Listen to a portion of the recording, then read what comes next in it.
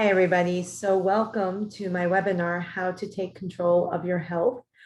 Tonight, we will be discussing not just what to eat and how much to exercise, but true health, which is the absence of disease, I guess you can say. True health embodies more than just the food and exercise. It's where are we at spiritually? Where are we at with our careers, our relationships, our joy, our happiness?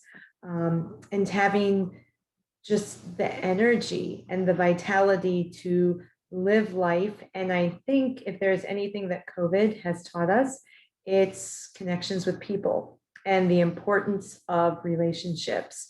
And that doesn't mean you need to have like a lot of friends all the time, but just knowing you have a couple really strong relationships can have a huge impact on your whole well-being. So sit back. I'm going to present to you a presentation. So I'm going to share my screen. Okay, so if you'll see here, let me try to magnify it perhaps. So it fills the screen. Okay, so the ultimate guide to take charge of your health. So we'll kind of go through this PowerPoint. There we go. So you'll see, it kind of, this picture alone, it tells us what we're needing in terms of overall health. And I coined my wellness practice, Amy, Whole Food for Whole Health, simply because it's health is your whole life. And again, like we just touched on, you'll see in the picture, you see there's the relationships. How strong are your relationships? Healthy food that we're putting into our bodies, movement, and just in general, joy. To be quite honest, I think that could be the most important thing.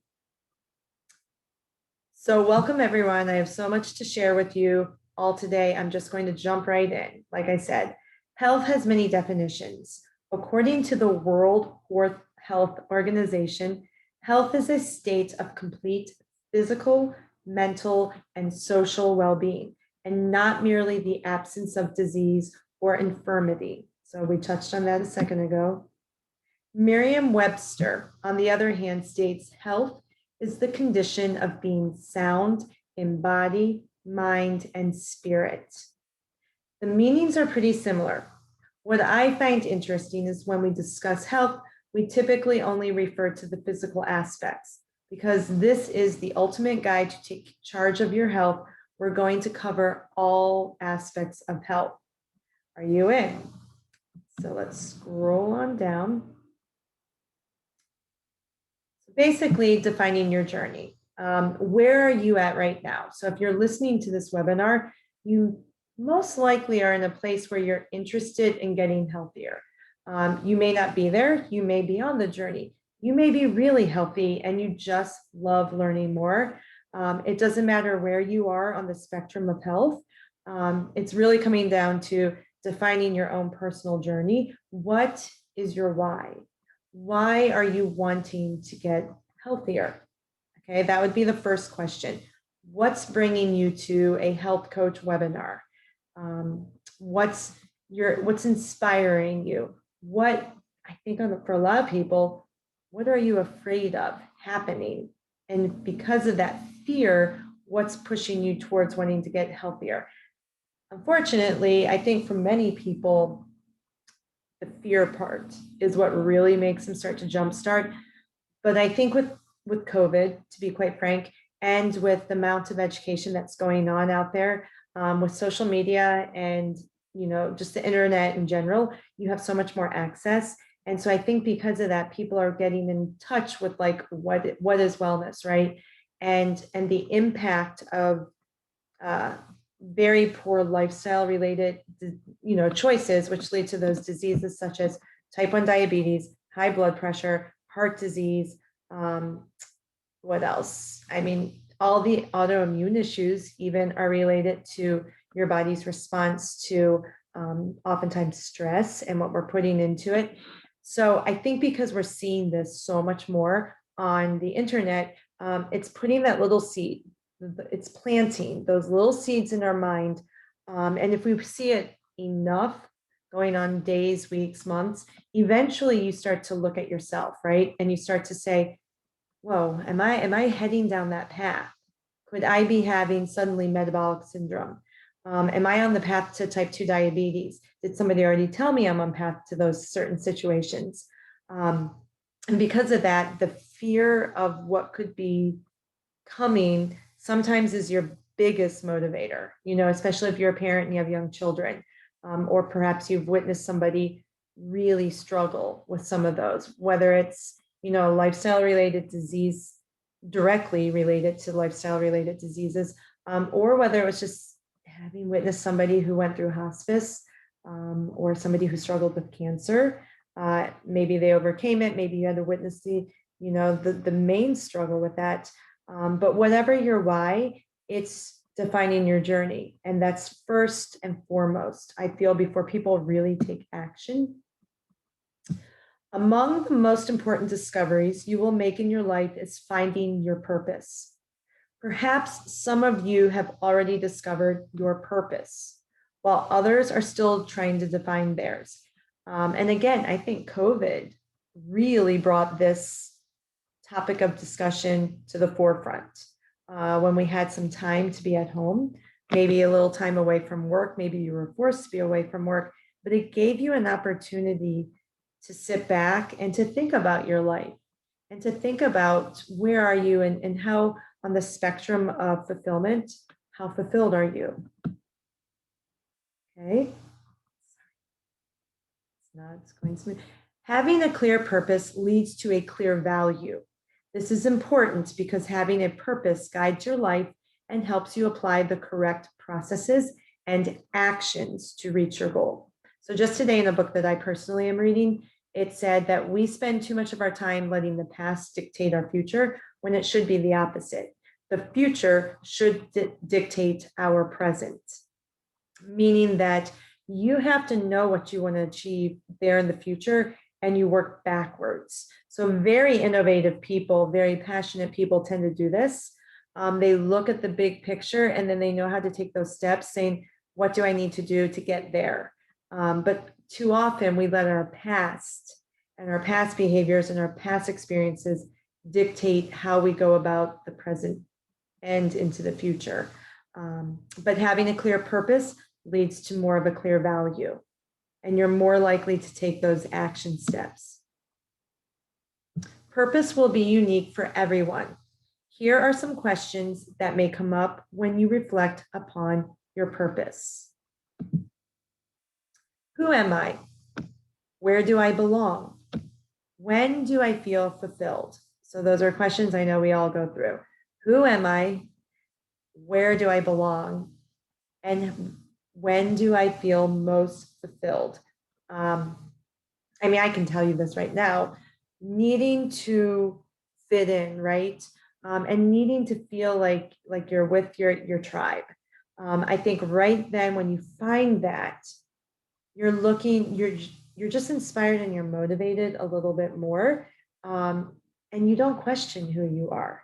When you're surrounded by people who just have that energy and that passion, right, that I just talked about, I think you're way less likely to question who am I, because you're living life in a way that's fulfilling who you are, right?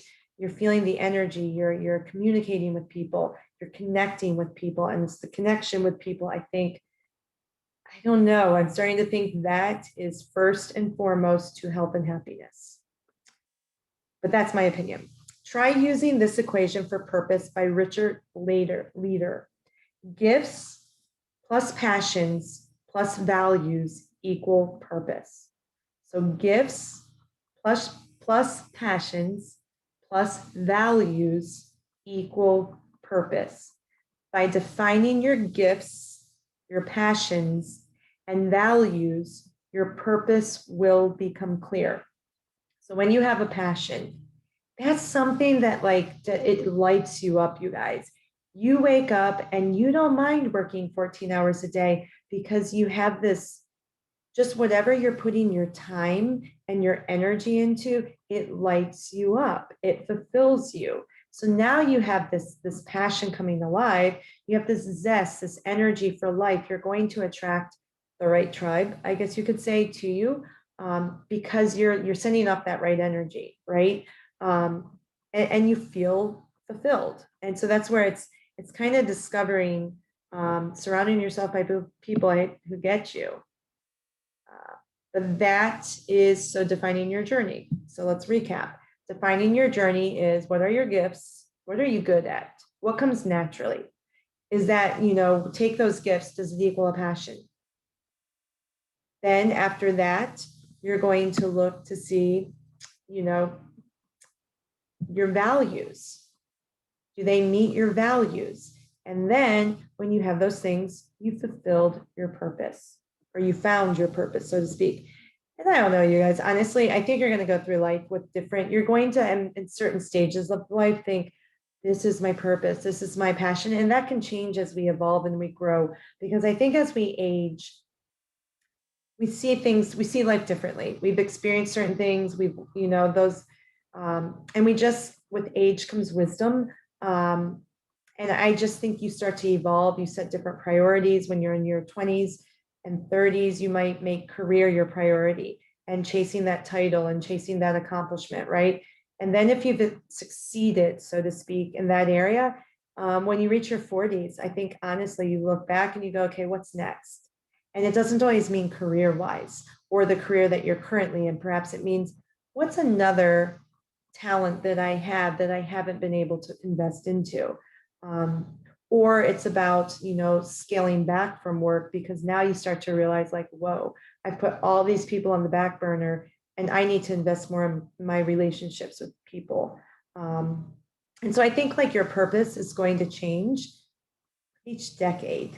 Honestly, I'm 46 right now, and I'm very different than I was even at 40. But I was in that I was starting that path of like, I've accomplished certain things in my current career, which is gymnastics coaching. What's next? What's another skill that I can define myself by, right? Who am I? Where do I belong?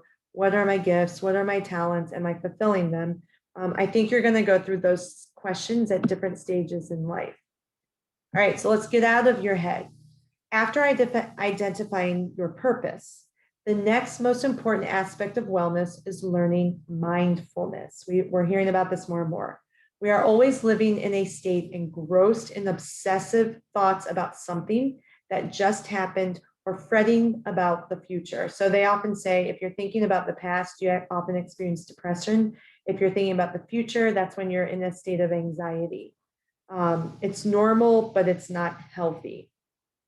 We all have the ability to practice mindfulness, but like any skill, it takes practice. Here's a basic definition of mindfulness. Mindfulness is the basic human ability to be fully present, aware of where we are and what we're doing. So you're living in the moment, right? You're literally engrossing yourself in the moment. And so if you're in a state of the moment in which you feel like you're fulfilling your passion, have you ever had a day or a project or just something that you loved doing? You weren't thinking about the past. You weren't thinking about the future. You were totally engrossed in what you were doing because it made you feel alive. It made you just indirectly feel hope and excitement. And yes, I'm accomplishing something that I love. That is truly being in the moment. And if we can get to a place like that each and every day, oh my gosh, life is going to have its ebb and flow. But just imagine that. If every day you created a piece of art that you had to like break down and figure out the steps, but you were creating something that you had a passion about, then do you really think you're going to have depressive thoughts and modes of anxiety? Maybe in moments if there's a deadline, but I think still, even then, you're going to be so engrossed and excited about what you're doing that you truly are going to be living in the moment. And that's why it's so important to find your purpose first and foremost. Here's a bit, with practice, mindfulness will allow us to avoid becoming overly reactive or overwhelmed by what's going on around us. And guess what? Both science and experience demonstrate its positive benefits for our health, happiness, work, and relationships. The ultimate goal with mindfulness is to be present in the moment. And here's an example. Taking time to pause and breathe when the phone rings instead of rushing to answer it. For me recently, I'm so always on this time schedule in my mind, always on the rush, got to do this, got to do this. I have actually found myself, instead of feeling like rushed, get the dishes done, do this, I've been okay with taking my time doing it and not finding myself racing against time. How much can I get done in a short amount of time?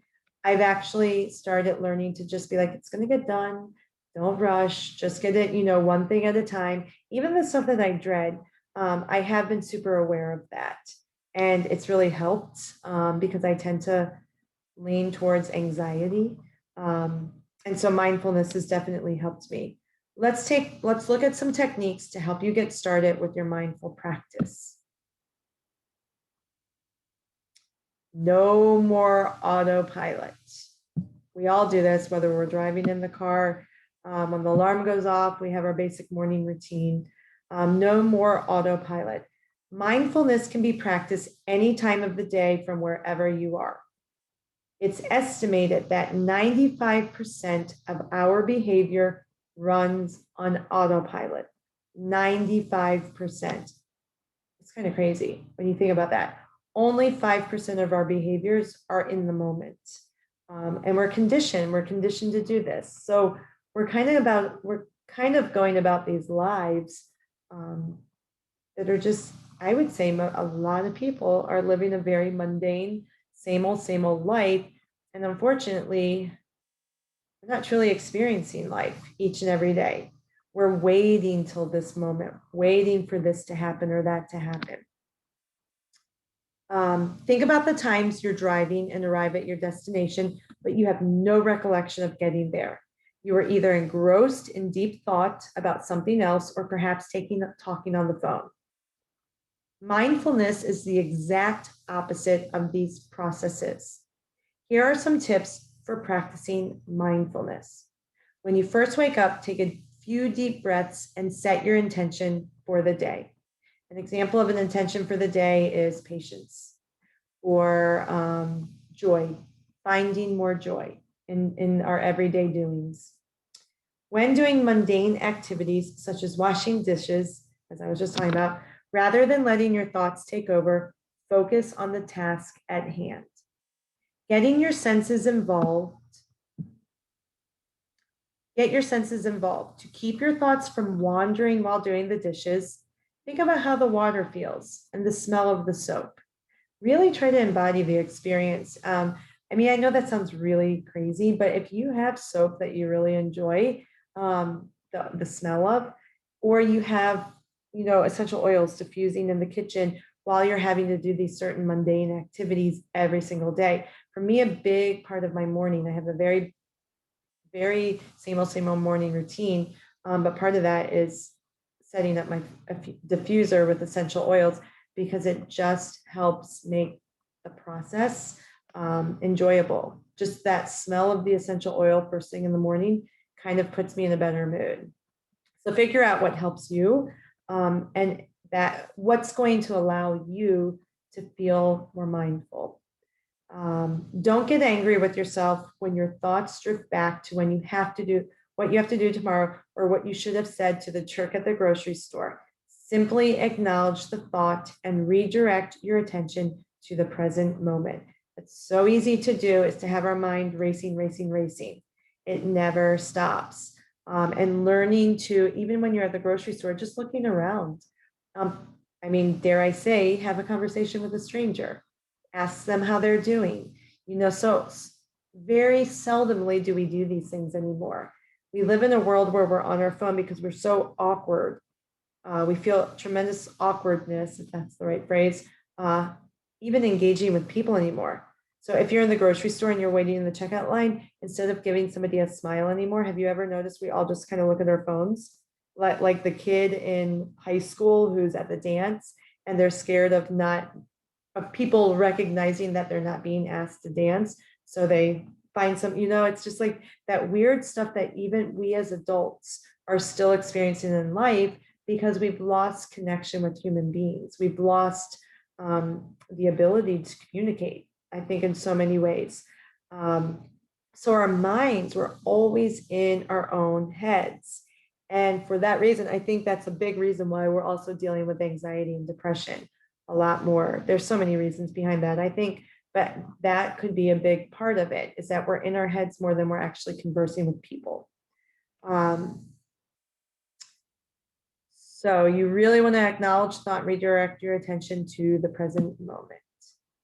It may be helpful to set an alarm on your phone a few times a day as a reminder to take a few minutes to practice mindfulness. You would not even understand if you don't do it, how helpful it is to do very deep breaths. An example is to breathe in for 4 counts, hold it for 4, and then exhale for 4.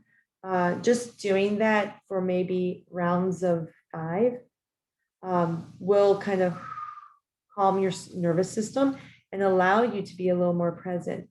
The more you practice, the more natural mindfulness will feel, and soon it will happen automatically. So finding your purpose and then getting out of your head. So you're going to see we're addressing things that are beyond eat this, eat that. Don't eat this, but do eat that, and blah, blah, blah. We're starting to realize more and more that actually our thoughts have even more of an impact. It's all synergistic, right? It's all related. Everything affects everything in the body. The body is a system. But I think we are learning more and more recently, like just how much our thoughts can affect our digestion, our detoxification processes. It's all just our hormones. And so kind of addressing these things first and foremost is why we're discussing it first. Get writing. So let's scroll down. Journaling is an excellent tool for health. The simple act of writing down your thoughts and feelings allows you to understand them more clearly. Anyone struggling with stress, depression, or anxiety can particularly benefit because keeping a journal can help you gain control of your emotions and improve your mental health. I've been doing this for 4 years now.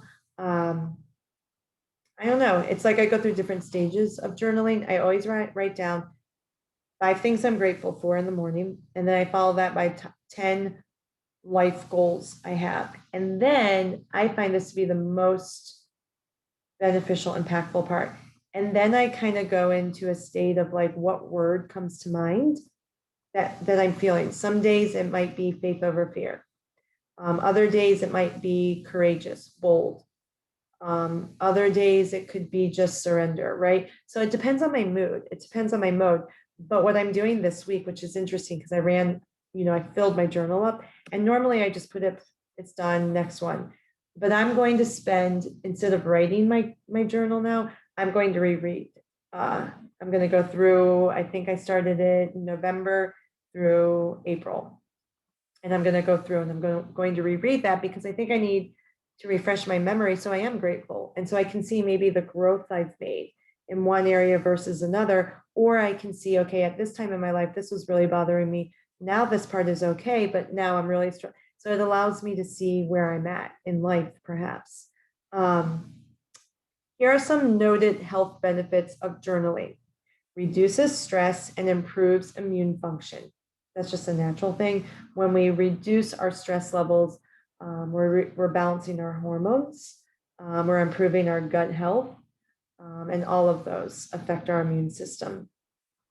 Provides a mood boost, keeps your memory sharp, evokes mindfulness. In studies, benefits are most significant when journaling at least 4 times a week. Make it a habit. Set aside a few minutes of your bedtime routine for jotting down your thoughts and feelings from the day. If you need a little motivation, buy a new journal or pen that you will be excited to use. That always helps. I don't know. For me, like I said, I do better when I journal in the morning because I'm a morning person more so, and I'm just a little bit more alert and I'm a little calmer. but I make a point not to rush in the morning. Okay. Teach an old dog new tricks. So the ultimate guide to take charge of your health. We've already discussed finding your purpose, get out of your head with mindfulness, and now teaching an old dog a new trick. Never stop learning. Another powerful tool for taking charge of your health is continual learning. Just because your high school days are long gone doesn't mean learning has to stop. So as I already touched on, I think with each decade, your purpose and your priorities will shift. So for this reason, I think like it's really helpful when even when you have this career that you might feel totally engaged in, thriving, moving forward, moving up the ladder, whatever you're seeking of your career, always have a hobby, always have something on the side, one to balance out your mind and to keep your mind active. But maybe as you get older and maybe in your 50s or 60s, you actually dive into an absolutely different career. You might retire with one career, but you might have something else on the side that you loved doing, right? That was a hobby, but it was something that brought you joy. Maybe that becomes somehow, some way, you start having a career out of that. Learning something new can be fun and leads to a sense of accomplishment and pride. Additionally, your brain chemistry changes and you can stave off dementia. According to an article in Psychologies, learning is a core need for psychological well-being. Learning can help us build confidence and a sense of self-efficacy. So I mean, even for people during COVID, if you lost a job and you had this thing on the side that you just like learning about, right? Some people may have developed an entirely new career in a state of have to, right? They had to figure something out, and maybe an absolutely different path of life evolved from that. The best part is you can learn whatever you want. Try learning a new language and reward yourself with a trip where the language is native. Learn a new hobby, painting, gardening, cycling, you name it. Another option is to join a club or look for local classes at your library. Check out sites like Skillshare.com to learn something new digitally. So that's Skillshare.com, especially if you relocate. I've been encouraging my husband to join a cycling club. One, I think it fulfills not only your passion, you're learning something new, but what else does it fulfill? Connections with people. So you're learning and you're discovering your tribe.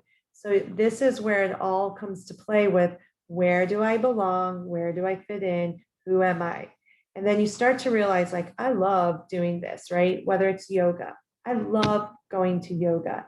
And then you join a yoga class, you start getting to know people. There's a community. I don't know, maybe that could lead to you becoming a yoga instructor, right? So keep learning is the point. So that your mind stays active. A lot of that is very true. You have to keep the brain constantly challenged, just like your muscles. And if you just keep living the life the same way over and over and over, you're probably going to eventually lose a little bit of your sharpness, right? And I guess that's why people do crossword puzzles and stuff like that. But honestly, I think if you can find a new hobby all the time, and you throw yourself into cooking classes and things that you least expect that you would even enjoy, that's going to keep this sharp, but it's also going to keep you're going to feel younger, I think. And you're never going to be like, oh, I'm so old, I've lost touch with, sight of what's going on. I mean, I've already started feeling that when it comes to technology. I feel lost. And it's like, I really need to dive into certain classes. So I'm more equipped with the social media world and everything where it's moving, right, in that direction of entrepreneurship. Never stop learning. Mind, body, and soul. Optimal health is about nourishing your mind, body, and soul. Finding balance is vital to cultivate your mind, body, soul connections. Yoga is a great physical way to strengthen these connections. The practice of yoga teaches mindfulness through using breath and helps you be more in tune with your body. If you have ever taken a Bikram yoga class, you will know that, because you just stare straight into the mirror and it's just you, and you have to like tune out. And in yoga, this is such a great thing, and I miss it thinking of COVID, because if you're aware of everything going around you, you will lose balance and you won't be able, you'll find yourself, and if you're anything like me, then I get frustrated because I'm not doing well. And so then I'm losing the benefits of yoga in that moment. Yeah, I'm competitive, needless to say. But when I'm really in tune in the moment, I'm feeling how calm I am. I'm feeling my breath. I'm feeling just me. And so that's, again, for me, it helped with anxiety. Other ways to achieve a healthy mind, body, soul connection includes merely doing things you love. We get so wrapped up in the tasks we have to complete throughout the day, we forget to schedule time for ourselves. I'm pretty good about doing that, but that's why I do that stuff in the morning. It's easier to pencil it in when I'm fresher and when I wake up and it's just part of right away. Doing things you love gives you the opportunity to get in touch with your soul. So a morning routine for me involves waking up, meditation, journaling, and then exercising. And all of that's kind of like when I'm by myself. It's totally solo. Taking part in nature is a must. And so for me, when I run, I hear the birds, I sense the water running down this one creek. Lately, I've noticed the feeling of spring in the air. Being in nature aligns you with something bigger than yourself, surrounds you by life, and ignites all the senses, as I just talked about. I love seasonal runs. So I like when summer starts, right?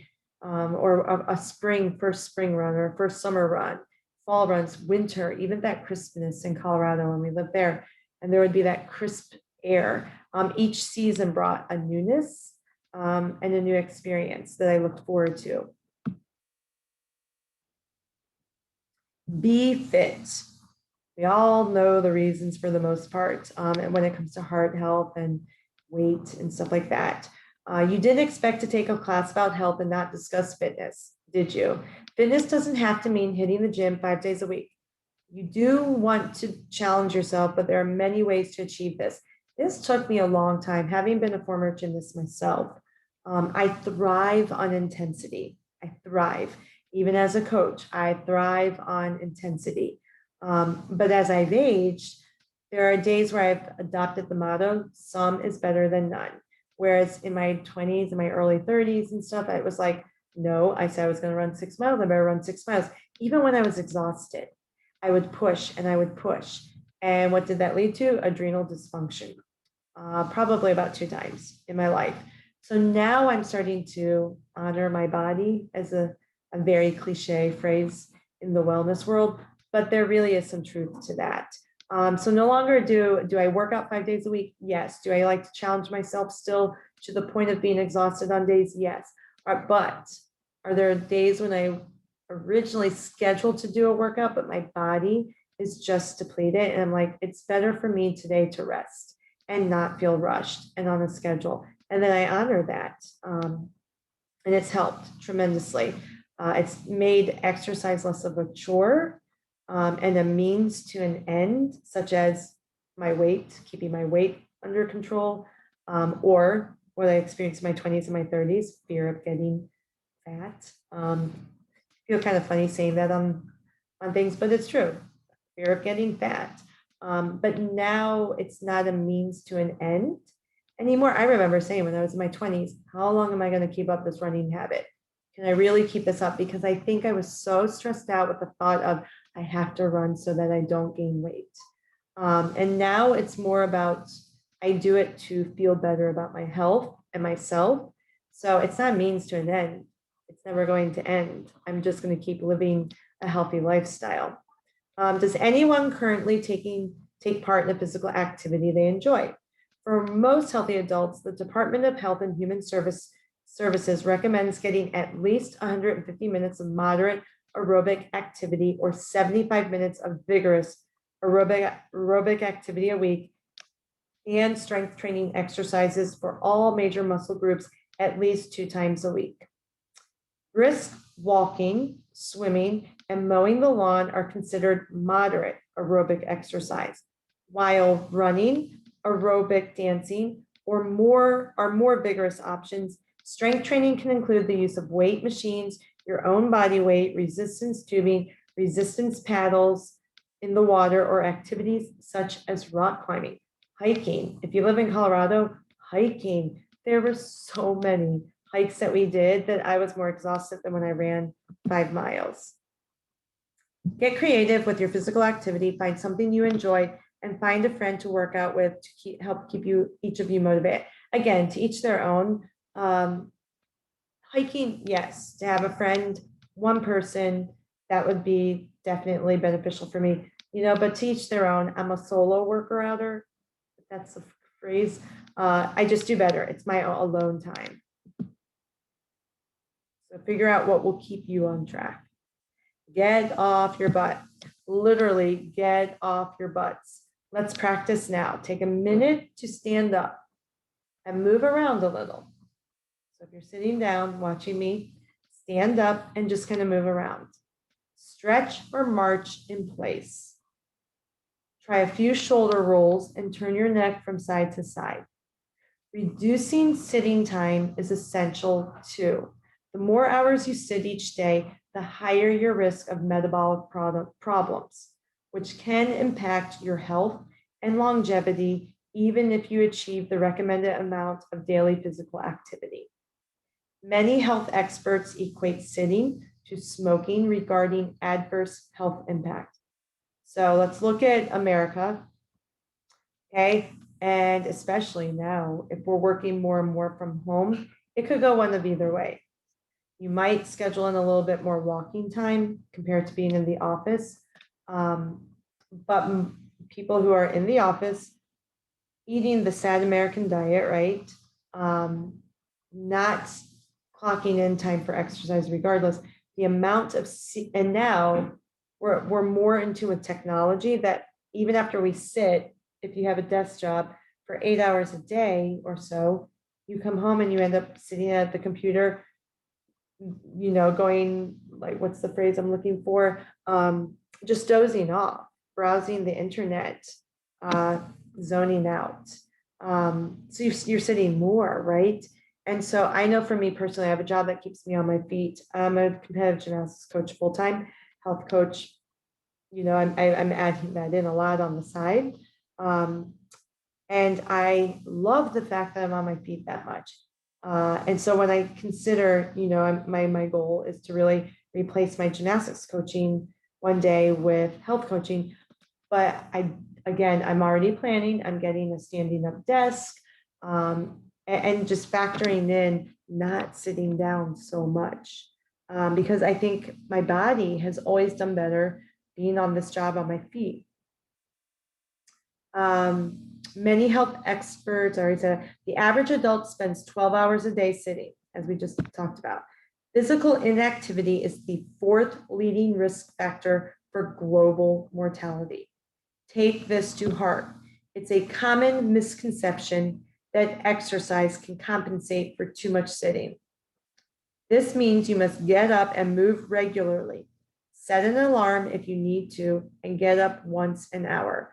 My husband said that he walks about 2 miles on his hour off lunch break. So whereas most people might get together, go as a group, go out to eat, I'm going to recommend make your lunch a healthy lunch, bring it with you, sit down, take 15 minutes to eat your lunch, and then you have 45 minutes, you guys, to walk, or whatever, right? I don't think it's going to be easy to get like a full-on workout in, but you have time to get a walk in of sorts. So alternative therapies. Who doesn't enjoy a nice, relaxing massage? I know I'd get one daily if I could. I used to. When I was a massage therapist working part-time. I've done a lot of part-time therapy stuff. But massage therapy, I did that for a short amount of time. And I used to get free massages because of my coworkers. And that was such an advantage of being on staff. And then I followed that up years later, in the past with Massage Envy. I was a member of that, and that was super beneficial. But then, as with everything, sometimes you just let it go on the side, and you find yourself going from once a month regularly to once every few months, and then eventually it's like not often enough. But I will tell you this: I do think massage therapy definitely helps ease anxiety. Just that music, just that it just everything, the entire process. There would be times where I was very anxious and I couldn't relax, but it helped me reduce the anxiety. Massage is an excellent form of self-care. Some noted health benefits of massage include stress reduction, lower blood pressure, muscle relaxation, improved circulation and posture, and a strong immune system because you're detoxing, you're getting things flowing. Another beneficial alternative therapy is acupuncture. I've had both of these. Has anyone else tried it? I was getting I've had my bouts of anxiety when I was going through adrenal dysfunction. So hence, this is why I'm really big on helping women in the workforce who are so stressed out that they're not taking care of themselves and they're not happy or healthy. I was there at age 36 was when I really probably hit my lowest with adrenal dysfunction. I had it twice, around from 36, and then I had a reoccurring bout at age 40, 4 years later. And so this is why I'm like really all about mindfulness, journaling, and all those things, because again, whole health, it's all intertwined. But acupuncture definitely helped me with whether it was just talking. My acupuncturist was phenomenal. And whether it was just that time showing up once a week for a little while, my health insurance luckily paid for it, so check and see. But the connection I had with her was very, very positive. We would chat. I was able to discuss things, so she was kind of like a counselor. But then that time and the needles are so thin, they don't hurt. But again, it's very much like a massage. Music's playing, and I was just there relaxing. It was 1 hour to lay down and feel relaxed. So I definitely recommend acupuncture. Acupuncture may sound intimidating, but it's anything but. Acupuncture is also great for relaxation and can help relieve pain. Anything from allergies to sciatica can be lessened with a few sessions of acupuncture. Give it a try. Honestly, I don't think one session you're going to be like, whoa, I'm a new person. I was going pretty regularly for several months. And definitely it helped. The essentials. Anybody who knows me personally knows I love essential oils. Essential oils are known for their powerful health benefits. Essential oils are nothing more than concentrated plant compounds, making them, you guys, natural solutions. They are strictly plants. Now, make sure that you are with a company that is known to be certified CPTG, certified pure therapeutic grade. Not all essential oils out there on the market, especially the ones that you can pick up at any old store, fall within that category. So you really want to make sure. So a CPTG bottle it's not going to say organic because it's naturally organic. And they often will have nutritional labels for the ones that you can take internally, like lemon, grapefruit, those kind of things. So definitely make sure you're getting a good quality one. doTERRA is the brand that I use and have been severely, definitely happy with. That's the word I'm looking for. First, let's talk about the different methods for using essential oils. There are 3 primary uses: topical, aromatic, and ingestion. I use them in all 3 ways. For topical use, you never want to apply pure oil to the skin. Always dilute the essential oil with a carrier oil, like coconut oil and almond oils are popular. However, any vegetable or nut oil will work. The general rule of thumb is 3 drops of the essential oil per 1 teaspoon of carrier oil, 3 to 1. This technique is ideal for compresses, baths, and massage. Aromatic applications are used to inhale essential oil vapors.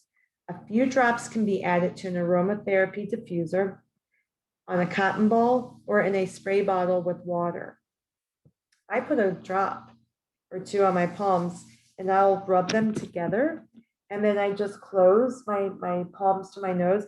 I do that during my meditation. It's always the first part. So I have the diffuser going, but for me, there's just a moment. It's very calming to me.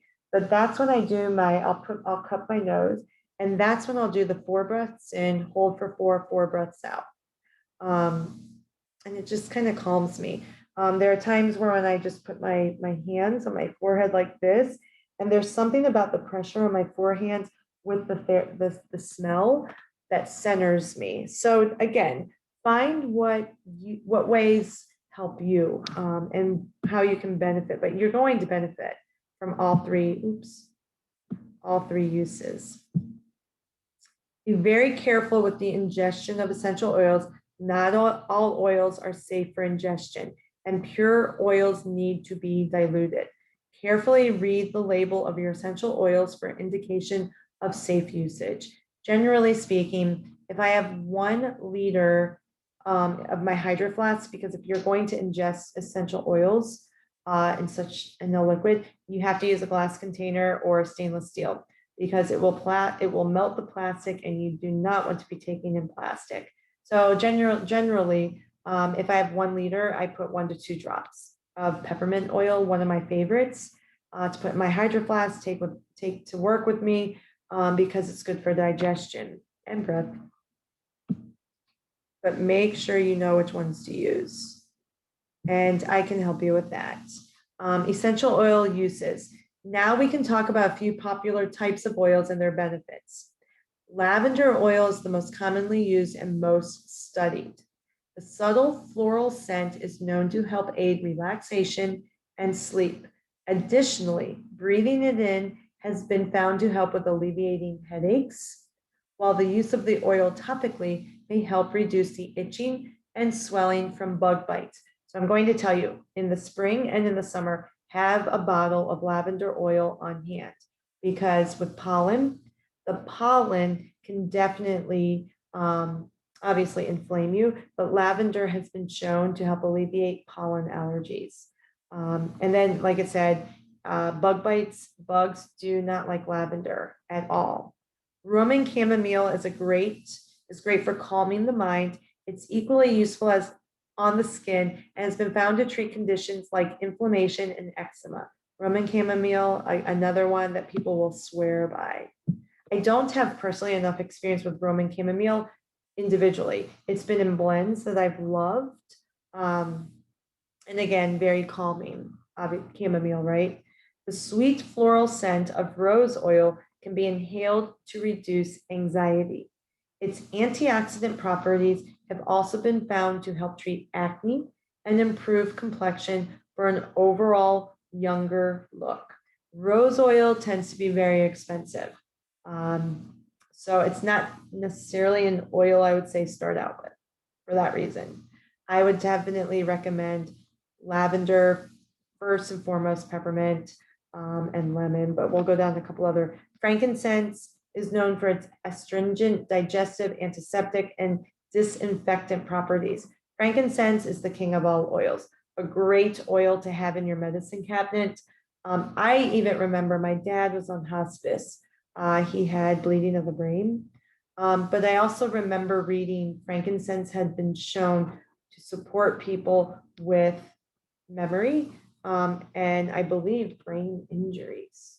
Don't quote me on that, but I want to say, because I remember clearly saying I should have had frankincense on hand and at least tried to use a little bit with my dad.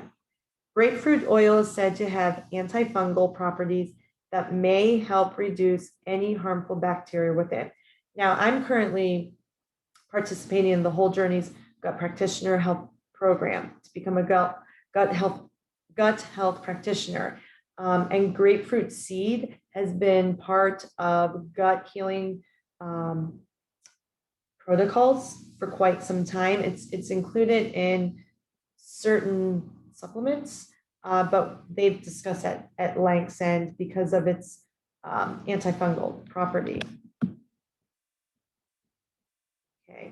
Peppermint oil can help with headaches and indigestion. Basil oil has been shown to be both antiviral and anti-inflammatory, so it could work as a cold and flu remedy and muscle relaxer. Again, basil was a huge part of my adrenal recode, a program that I took again through the whole journey myself. And it was a basil pesto that we were required or encouraged, is a better word, to take each day because of, again, the anti-inflammatory, antiviral properties, and it was calming. The possibilities are endless. Again, I am, if you want to talk essential oils with me, definitely, I would love to set up a Zoom and we can talk about how to get you started, which ones would I recommend, what's a great way to start using them without getting overwhelmed. Because I think a lot of people might think like, oh, I get all these oils, what do I do with them? That's where somebody such as myself comes in and helps you start adding them into your everyday life. I use them every day. Get your Z's. So sleep, speaking of essential oils have been very beneficial for my sleep habits. Sleep is another essential aspect of health. Most of us don't get enough. The amount may be different for each of us. The average person needs between 7 to 9 hours a night. Not only does getting enough sleep offer a host of benefits, not getting the sleep you need increases your risk of numerous health conditions. So, hold on. Poor sleep is strongly linked to weight gain and a higher risk of type 2 diabetes, heart disease, and stroke. Getting the sleep you need offers protective benefits, allows your body and mind to rest, replenishes your energy stores, reduces stress, and improves concentration and cognitive function, and helps your body heal. And I think healing is the most beneficial. Your body is it's allowed to restore and heal. So you need to make sure you're getting restorative sleep. And you can find little gadgets now out there that will tell you how much you're sleeping and how much is truly restful sleep. Create a routine. Creating a bedtime routine is useful to help signal your body when it's time to wind down. Here are some tips for getting quality sleep. Go to bed at the same time each night and get up at the same time each morning. Sleep in a dark, quiet, comfortable environment. Exercise daily, but not right before bedtime. Limit the use of electronics before bed. Relax before bedtime. A warm bath or reading might help. Avoid alcohol and stimulants such as caffeine late in the day. Avoid nicotine and avoid prescribed sleep medications and opt for natural herbs when necessary. There is a certain product that I recommend to clients of mine who are struggling themselves with adrenal dysregulation, and it has proven so beneficial for me. But doTERRA also has a great supplement called Serenity Soft Gels that have been very helpful as well, because they contain like L-theanine, lemon balm, Roman chamomile, I believe is in there. Lavender is in it for sure. But again, I can talk with you all about this at a different time. So get your sleep, now get your water. Staying hydrated is a crucial aspect of maintaining health. Here's why. Drinking water helps maintain the balance of body fluids, which are necessary for digestion, absorption, circulation, creation of saliva, transportation of nutrients, and maintenance of body temperature. That's a lot, right? Water-rich foods such as fruits, vegetables, broth-based soups, oatmeal, and beans tend to look more substantial, require more chewing, and it is absorbed more slowly by the body, which helps you feel full. Drinking enough fluids when exercising is vital for reducing muscle fatigue. Finally, water plays an essential role in removing toxins from your body via the kidneys and regulating bowel movements. This is a huge part of the gut Thrive in 5 protocol. Detoxification, right? Get your vitamins. So we've already touched on mindfulness, exercise. We've touched on finding your purpose. We've touched on, my mind has gone blank. Let's reiterate, folks. Get more movement each day, alternative therapies such as massage and acupuncture, essential oils, how to use the oils, a couple of them, and your sleep, and then creating a routine for your sleep. Now we talked about water and its importance in terms of taking charge of your health. Get your vitamins. Okay. One of the best things you can do for yourself is to eat more fruits and vegetables. 75% of each meal should be fruits or vegetables, more so on the veggie side. Fruits and veggies are packed with all the essential minerals, vitamins and minerals your body needs. They are essential because your body cannot make them like it can other nutrients. They also have fibrous. They are also fibrous to help support a healthy digestive system. A diet high in fiber can also reduce your risk of bowel cancer. Now, if you find yourself bloating instantly when you eat fiber-rich foods, we can talk, because that's a huge sign of SIBO. And so for people with SIBO, which is small intestine bacterial overgrowth, you cannot do high fiber until you resolve the root cause of your SIBO.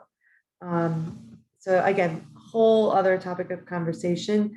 But if people are like, I can't eat fruits and vegetables because I bloat really badly, that's a huge sign that you have some gut issues that need to be addressed. According to myplate.org, health benefits of a diet rich in fruits and veggies include a reduced risk for heart disease, including heart attack and stroke, obesity, and type 2 diabetes, protection against certain types of cancers, color. You want to add a lot of color, which is part of a cancer preventative program. Lower blood pressure and reduce risks of developing kidney stones and help to decrease bone loss. Now, the kidney stone area, you really want to make sure when it comes to like spinach, kind of alternate your greens, because spinach, and I have to remember if kale, but spinach and I want to say chard are high in oxalates.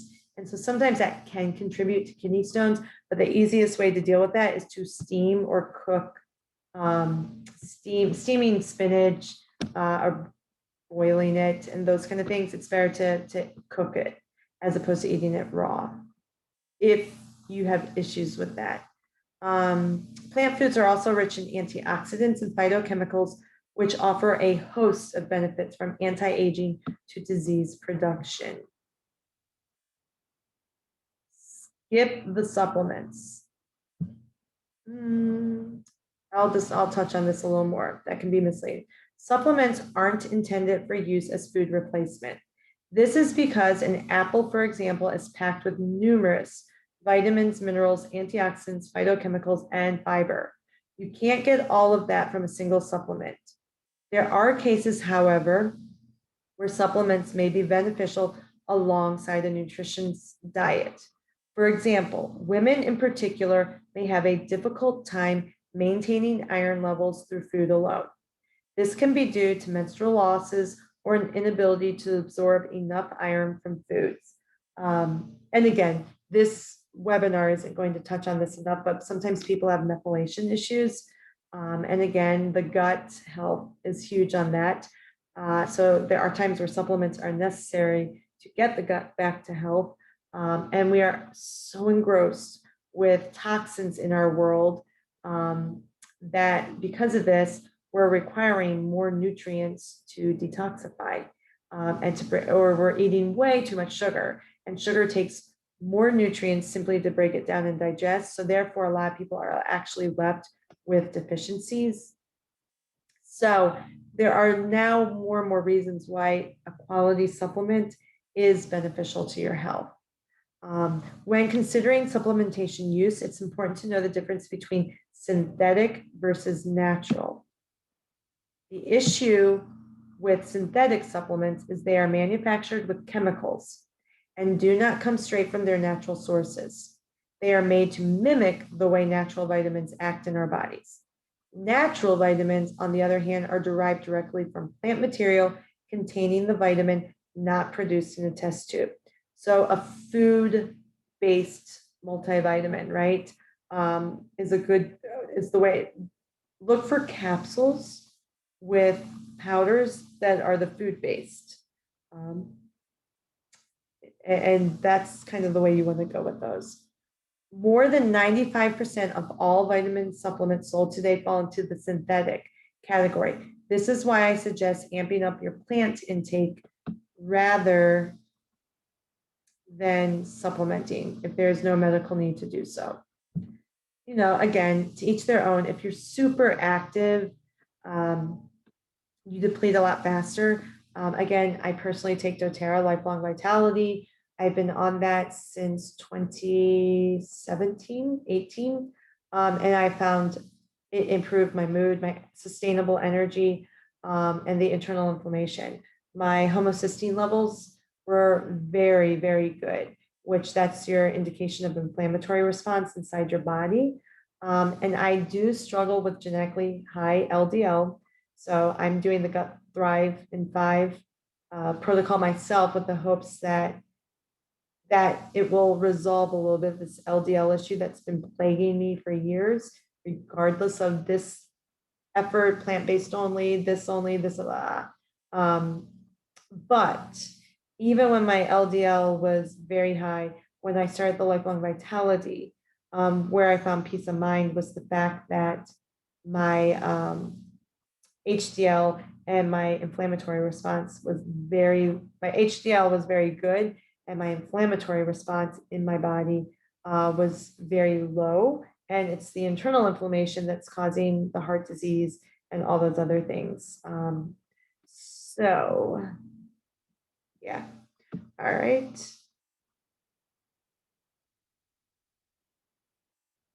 So there looks to be there's a issue with the screen.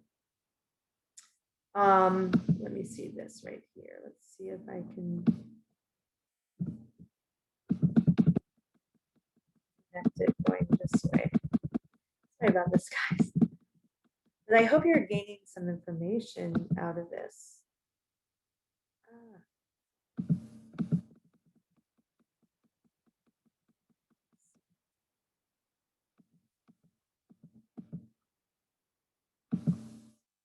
Okay, here we go.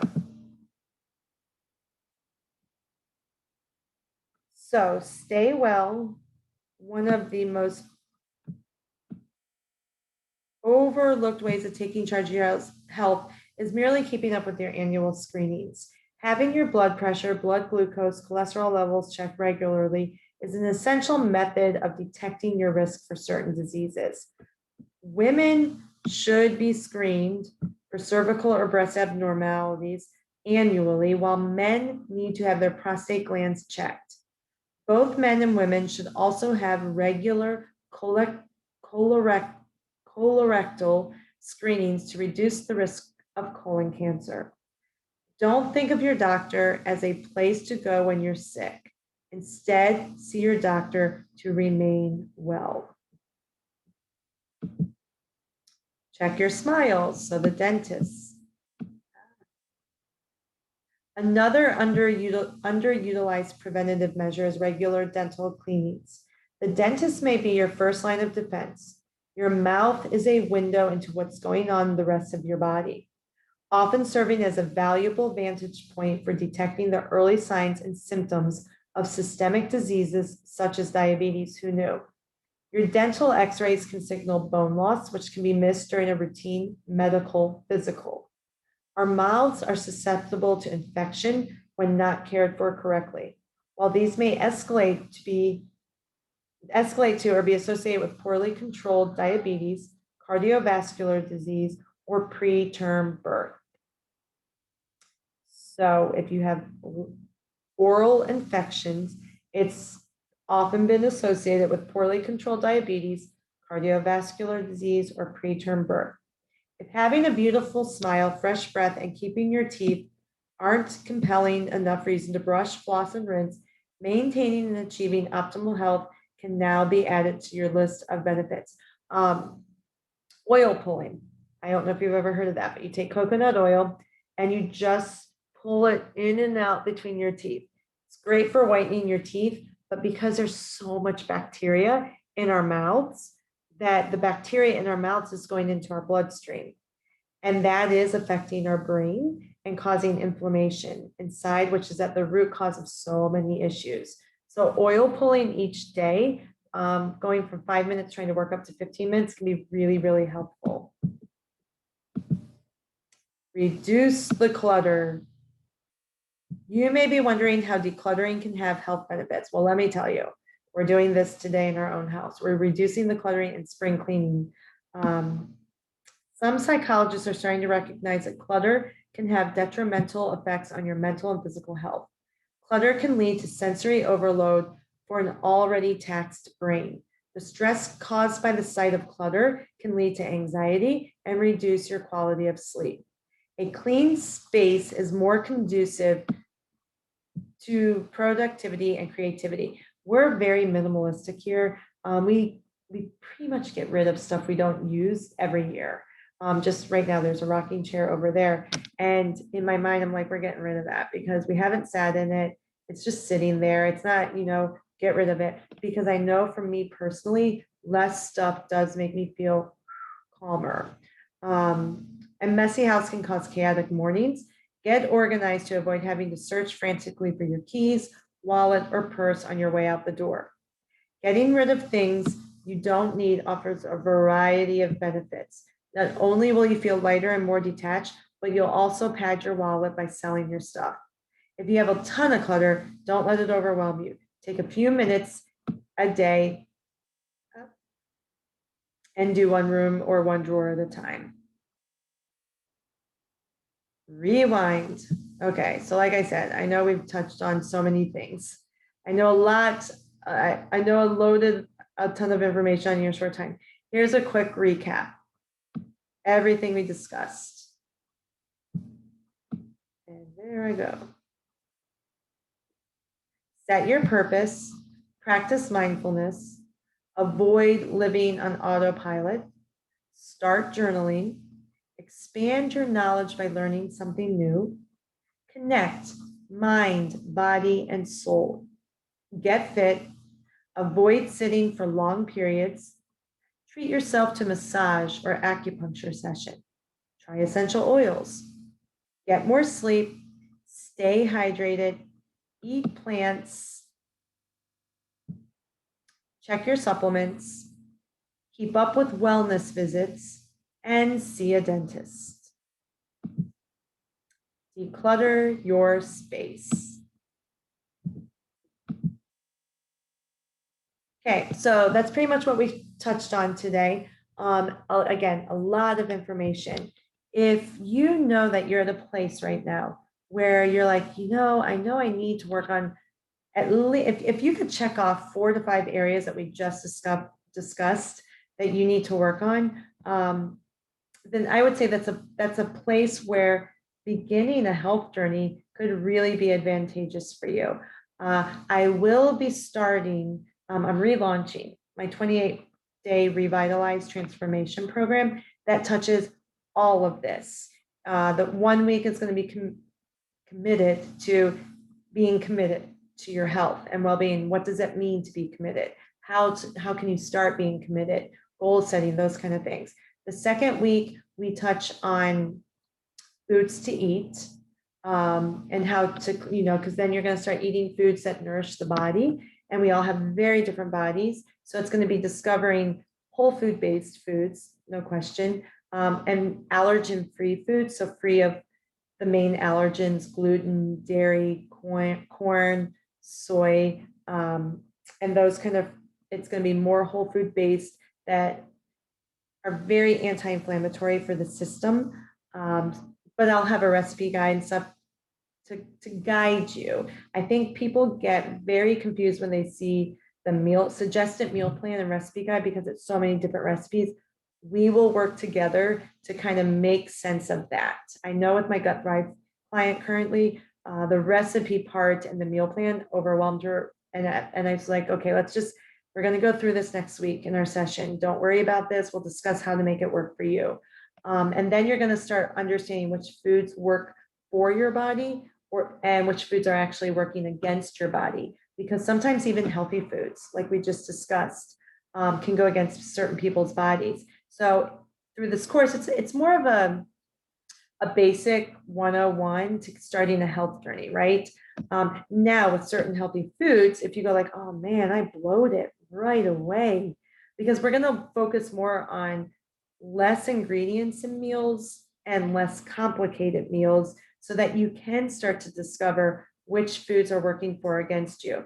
But if you eat a meal and you're like, whoa, I bloated bad, and it had, say, onions and garlic, or onions alone, or garlic alone, that's a huge sign that you have some gut issues, and you'd want to take those foods out initially. So going through the program, you would start to get an idea of what foods, again, are working for your health or against your health.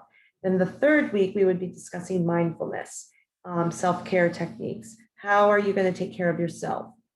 And then the fourth week, we don't even get into exercise until the fourth week, because you have to get enough energy to be able to exercise, because too many people go into exercise programs so gung-ho, and they don't have the energy to keep up. So they burn out, they are so sore, and then they give up, right? And you want to have a gentle approach to any health journey or any healing process. The more aggressive it is at times, the less likely people are like to maintain the benefits of it. So it's a program designed to overhaul a lifestyle, but to do it in a way that's not overwhelming. And I will be working with you Zoom sessions one-on-one, and we would meet and kind of just like I'd be holding your hand the whole time. And then we would just be addressing, okay, this is, as far as like what foods are working for or against you, you might want to take those out.